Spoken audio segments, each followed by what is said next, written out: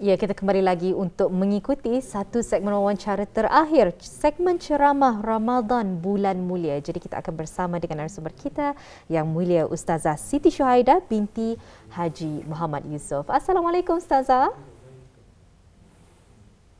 Waalaikumsalam warahmatullahi wabarakatuh. Apa kabarnya untuk hari ini Ustazah? Sehat?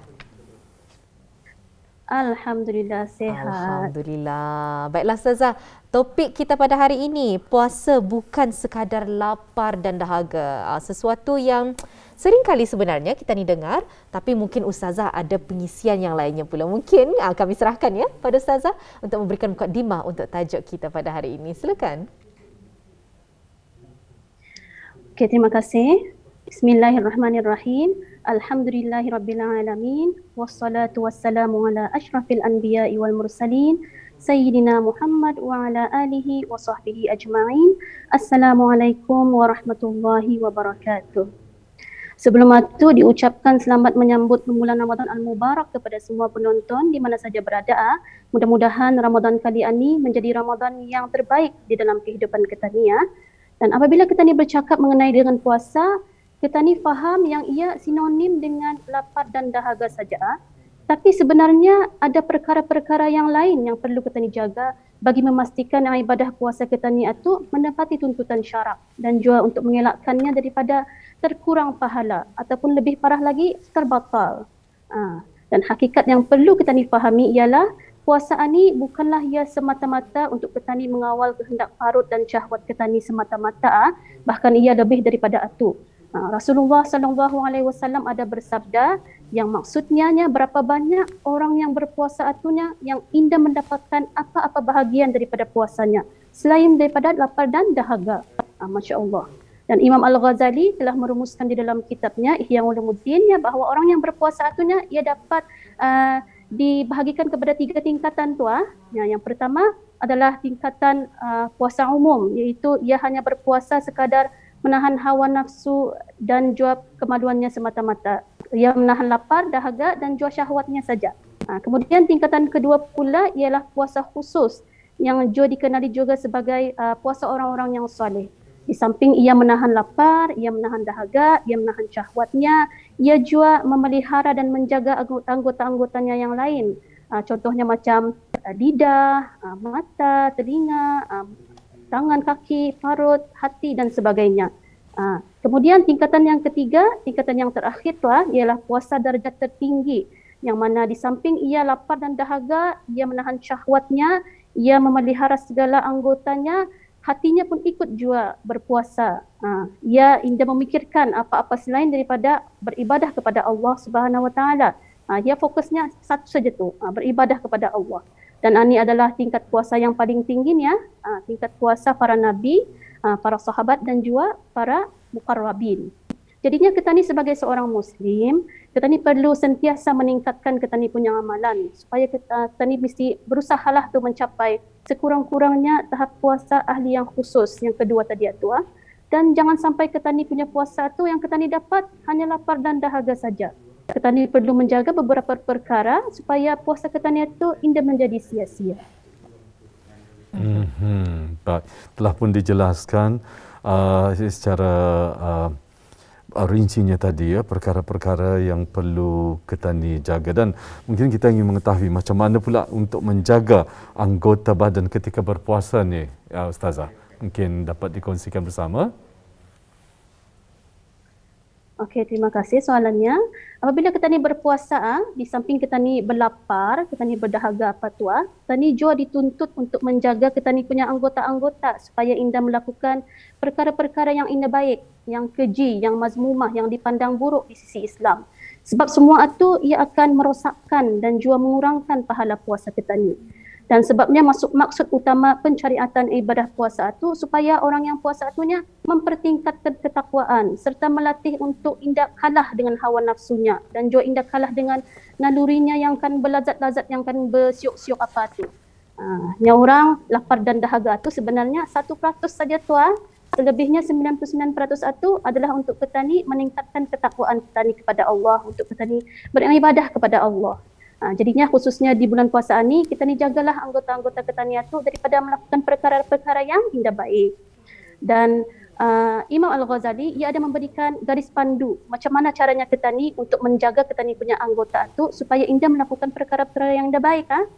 Yang pertamanya, mengawal pandangan mata daripada melihat perkara-perkara yang keji dan munkar dan juga yang dibenci oleh syarak.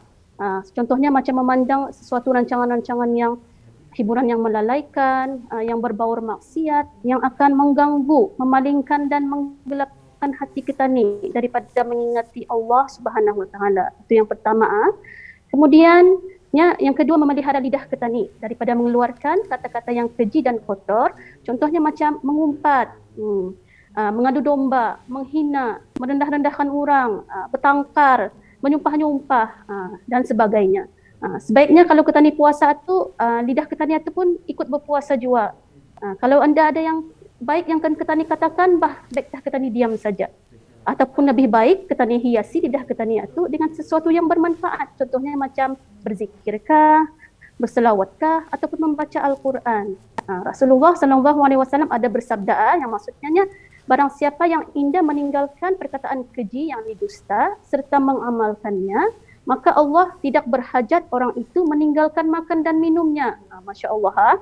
Dan selain itu juga Rasulullah SAW ada bersabda yang maksudnya, puasa itu adalah perisai, maka janganlah dia yang ni orang yang berpuasa itunya mengeluarkan kata-kata yang keji, dan janganlah ia berbuat perlakuan orang-orang yang jahil. Apabila seseorang mengajaknya bertengkar ataupun memaki hamun dan mencelanya, hendaklah dia mengatakan, sesungguhnya aku sedang berpuasa. Katakanlahnya sebanyak 2 kali.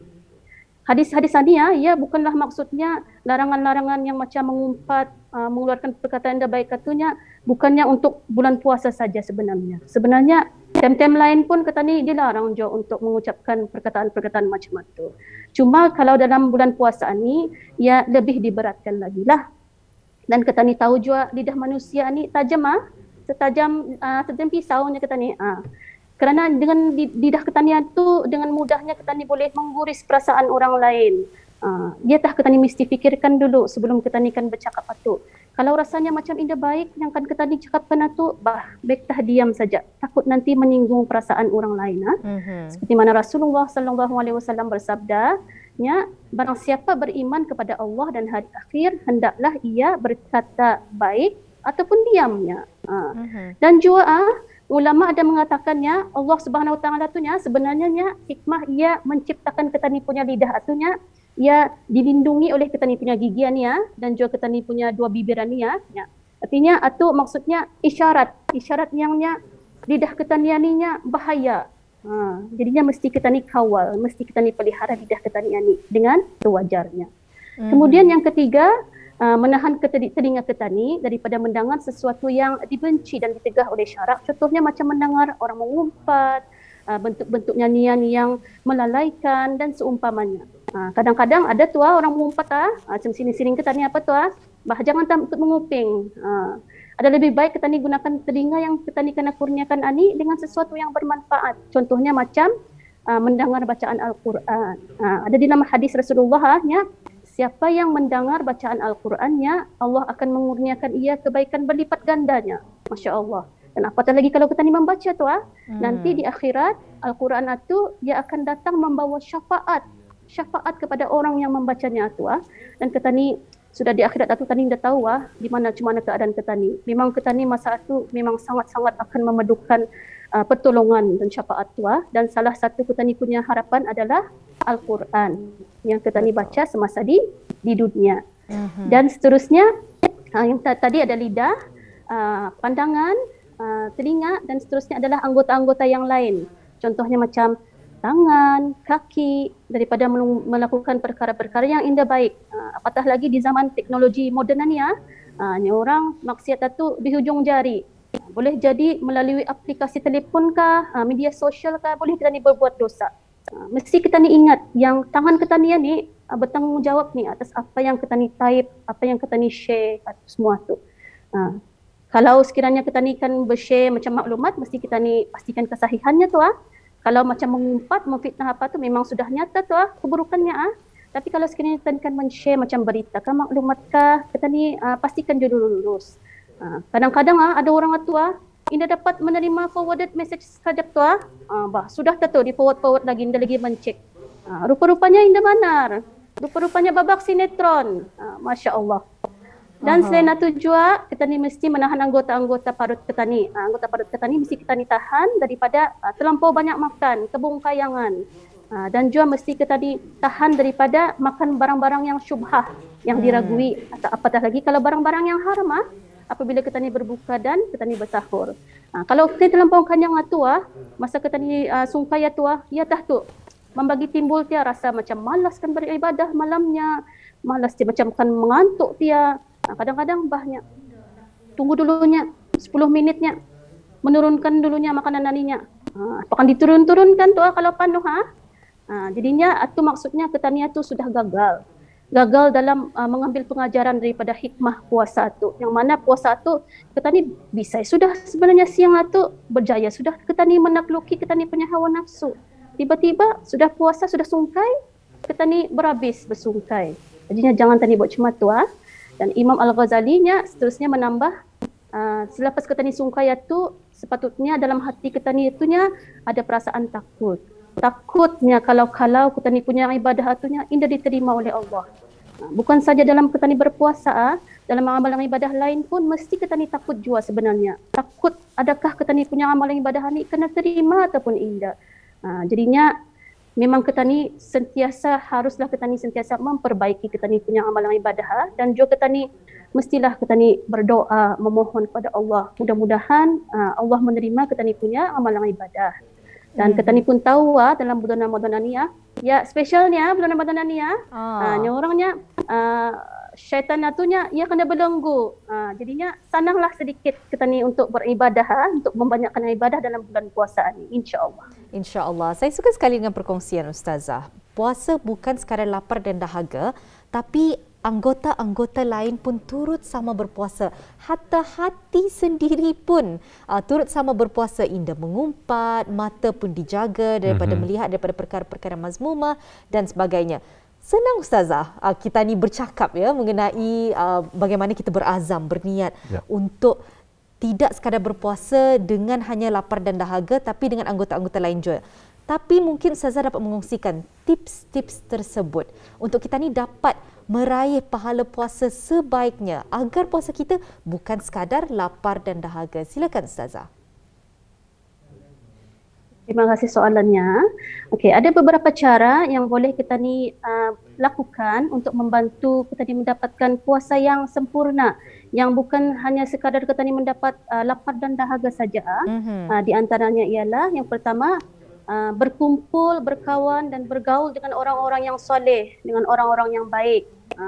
Rasulullah SAW ada bersabda yang maksudnya permisalan kawan yang baiknya dan kawan yang buruk atunya ibarat seorang penjual minyak wangi dan juga seorang tukang besinya. Penjual minyak wanginya mungkinnya ia akan membagi kaunya minyak harum atunya, minyak wangi itu, ataupun mungkinnya kau akan membeli daripada ia. Tapi kalau indah punya, kau tetap akan terjangkitnya bau-bau yang harum-harum atunya. Sedangkannya kalau tukang basi, kalau ia boleh jadi percikannya atunya terkena pakaianmu. Kalau indah punya, memangnya baunya daripada asap atunya akan kena kau jua atunya. Jadinya kita ni carilah orang-orang yang soleh, yang bisa lurus akhlaknya untuk kita ni jadikan kawan, untuk jadi kita ni rapat dengan dia supaya tempias kebaikannya tu mempengaruhi kita ni. InsyaAllah. Kemudian itu yang pertama. Yang kedua, kita ni hendaklah sentiasa ingat dan kita ni mesti sentiasa sadar yang perkara-perkara mazmumah, yang sia-sia apa tu, ia bukanlah satu perbuatan yang baik dan ia akan menjadikan kita ni punya pahala berkurang. Jadi kita mesti selalu ingat. Kemudian kita ni saling mengingatkan sesama sendiri. Allah Subhanahu Wa Taala ada berfirman-Nya dalam surah Al-Asr yang tafsirnya demi masa sesungguhnya manusia itunya benar-benar dalam kerugian, kecuali orang-orang yang beriman dan mengerjakan amal soleh dan saling berpesan untuk kepada yang hak dan saling berpesan untuk bersabar. Jadinya kalau sekiranya keluarga kita nikah, kawan kita nikah, macam kan membuat perkara mazmumah, kan mengumpatkah, kan bahapakah, ingatkan ia, perbuatan itu perbuatan yang dilarang tu jauh dari Allah je. Jangan terja. Kita ni masa ni berpuasa, ijab kurang dia pahala kita ni je. Itu yang ketiga. Kemudian seterusnya kita ni boleh muhasabah diri. Sentiasa muhasabah diri kita ni. Cukupkah indah amalan kita ni? Adakah indah kita ni melakukan dosa harian ni? Kalau ada, kita ni fikirkan, maukah kita ni kalau puasa kita ni itu sia-sia, indah diterima oleh Allah Subhanahu Wa Taala? Mahukah kita ni kalau puasa kita ni itu cukup-cukup makan? Ataupun bahaya lebih parahnya lagi, indah cukup. Nauzubillah, ngalih saja tu, kering-kering leher, kering-kering bibir, tapi indah dapat apa-apa. Kita ni fikirkanlah. Dan muhasabah diri ni bukannya saja dalam bulan Ramadan, sepatutnya dan sebaiknya dalam waktu-waktu yang lain pun kita ni mesti memuhasabahkan diri kita ni. Dengan tani muhasabah diri itu, insya-Allah nampak tu nanti yang mana yang baik dan yang mana yang indah baik, insya-Allah. Kemudian yang terakhir yang boleh kita ni lakukan adalah untuk memperbanyakkan istighfar. Seorang muslimah tu seharusnya memperbanyakkan istighfar kepada Allah Subhanahu Wa Taala atas segala dosa. Dan kita ni tahu kita ni manusia ni memang bergulumang dosa, memang indah dapat lari daripada membuat dosa tu. Dan insya-Allah kalau kita ni selalu istighfar, takutlah kita ni tu akan membuat dosa tu lagi. Sedangkan Rasulullah yang maksum itu pun selalu beristighfar. Ankan kita ni hamba yang banyak membuat dosa. Betul sekali. Jadi kalau kita ni lihat Ustazah, kadang di dalam semangat kita ni menyambut bulan Ramadan ini, kadang awal-awal saja semangat. Tapi sudah menuju ke penghujung Ramadan itu, rasanya kehilangan momentum itu. Rasanya sedikit lesu, sedikit malas, indah sabar menyambut raya dan sebagainya. Mungkin Ustazah dapat mengongsikan, sekiranya ada secara ringkasnya, tips untuk istiqamah di bulan Ramadan ini. Untuk membersentikan lah ya. Betul untuk sekali. lebih kita ni bersemangat lah. Ya. Okay. Tips untuk kita ni istiqamah di dalam bulan Ramadan, sudah setentunya yang pertama kita ni mesti sentiasa memperbaharui niat kita ni tu. Dan kita ni mesti ingat yang untuk apa tujuan kita ni berpuasa. Apa yang kita ni dapatkan daripada puasa ni. Kita ni di dalam bulan puasa ni apa yang kita ni harapkan? Kita ni harapkan pengampunan daripada Allah Subhanahu Wa Taala, dan pengampunan ni memang sangat-sangat kita ni harapkan dalam kehidupan kita ni ya. Jadinya dalam bulan puasa ni masa yang benar-benar manjur ni orang orang seberang yang masa yang benar-benar orangnya baiklah, yang memang tepat untuk kita ni mendapatkan keampunan ni. Jadi jangan kita ni sia-siakan, mesti kita ni perbaiki kita ni punya niat itu. Kita ni mesti ingat apa sebab kita ni akan berpuasa itu, dan insya-Allah boleh istiqamah, insya-Allah. Insya-Allah. Satu perkongsian yang amat luar biasa sekali ya. Ya, memang kita sedari dalam tani melaksanakan ataupun menjalani ibadah puasa ini tentu saja berbagai rintangan, cobaan dan juga dugaan yang sering datang pada kita ya, Ustazah ya. Tetapi dengan adanya kata Ustazah tadi memperbaharui niat kita ni, insya-Allah kita ni dapat menyedarkan diri kita sebetulnya dengan apa yang kita ni laksanakan selama ini adalah segalanya hanya kerana Allah. Kerana ibadah puasa itu khusus untuk Allah. Ya? Betul sekali. Segala ibadah kita ni harap-harapnya niatnya adalah tulus ikhlas kerana Allah Subhanahu Wa Taala, mengharapkan ganjaran terutama sekali di bulan di mana ganjaran amalan kita ni akan dilipat gandakan. Baiklah Ustazah, sampai di sini sahaja pertemuan kita ni di hari ini. Ribuan terima kasih sekali lagi kami ucapkan pada Ustazah berkesudian untuk mengongsikan ilmu pengetahuan mengenai dengan tajuk kita pada hari ini. Doa kita semoga puasa kita bukan sekadar lapar dan dahaga. InsyaAllah Ustazah, kita akan bersua lagi lain kesempatan. Amin. Assalamualaikum. Waalaikumsalam warahmatullahi wabarakatuh.